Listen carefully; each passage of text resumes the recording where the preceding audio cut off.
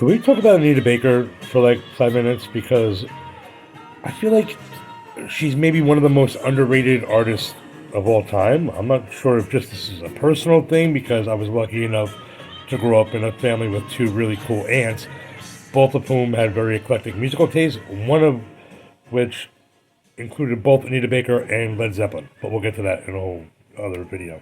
Uh, but Anita Baker really reminds me of my Aunt Barbara, most of all. In her car, in fact, she had a very distinct smell in her car of perfume and cigarette smoke. And when I listen to Anita Baker, that's sort of like the sense memory I get from it. Uh, Look, it's like automatic. She smoked Salem's anyway, and wore Donna Karen's cashmere. I'm not sure if she wore in the 80s. What the hell am I talking about? Anyway, uh, point is, Anita Baker is extremely underrated. You know, maybe underrated is the wrong word. Like, she should be Barbara Streisand type legendary, but she's just not. And that's how we do it nowadays. But anyway. Uh, so anyway, growing up, I was lucky enough, like I said, to have two really cool aunts who introduced me to a lot of music. And R&B is one of the things. BLS on the weekends was everything for us. It was like weekends with my godmother for years included shopping trips in the morning uh, on Saturday, and always BLS on the radio, always, always, always. And over time, BLS started to play 80s, 70s, 80s, 90s throwback music on the weekends. It was a lot of fun. So they would play a lot of Anita Baker too. But when I was a little kid, is really what this reminds me of. And but it's just great music. She has such a really distinctive voice, and these songs are really romantic and beautiful. And so yeah, it's not. I don't just love it because I have a personal connection to it. I love it because it's amazing. You know, I was watching a thing about Luther Vandross, another huge part of my childhood upbringing, and it said there was a tour where him and Anita Baker were on tour together. The T is they did not get along. I can't imagine why. Two giant stars. I mean, a lot of personality there. But two people who I love and admire very much, so I would have loved to have at least seen it. Who cares what happens backstage? I want to know what happens on stage. Anyway, so Rapture is, please, the best.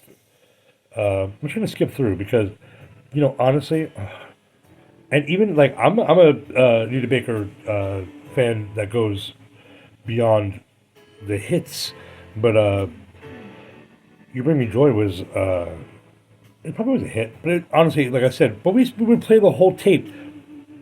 We would take these trips, you know, into the country, like apple picking, do whatever, and it was like if she was the one that was driving, it would be this is my Barbara I'm talking about. It would usually be Anita Baker or Luther Vandross. My aunt Andrea, my other aunt, you could get anything, frankly, and it was awesome.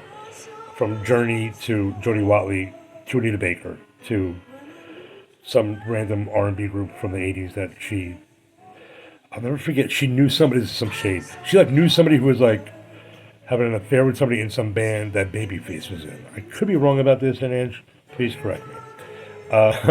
Why am I saying this on my YouTube channel? I have no idea, but I'm pretty sure this person is not going to watch it anyway, so yeah, You Bring Me Joy. I mean, the whole thing about Anita Baker is that, what?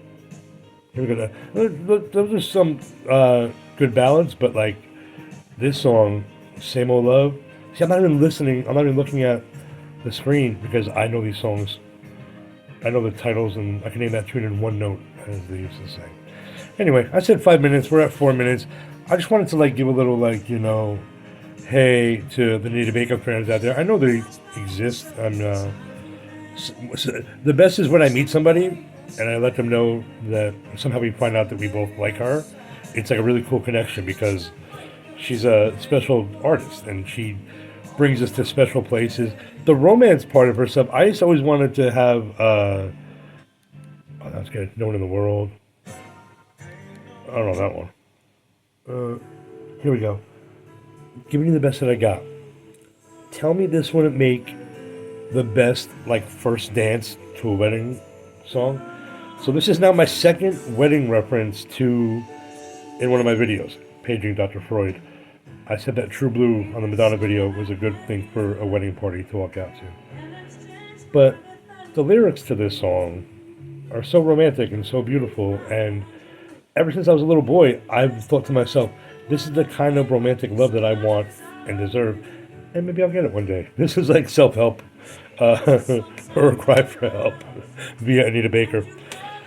But it's always good, though. I'm just saying. Hope you see that you can lean on me, and together we can calm the stormy sea. Okay, right. She sings it much better than I do. So yeah, that's about it. 5 minutes of Anita Baker appreciation. I could go on for like 5 hours, frankly. One of the artists I've never seen live that I wish I did, because that'd be a great show. I'd be going crazy the whole time. But hope you're well. Put on some Anita Baker. Listen to Anita Baker today. That'd be great. Whatever the weather's like, it's good weather for Anita Baker. So take care. Bye.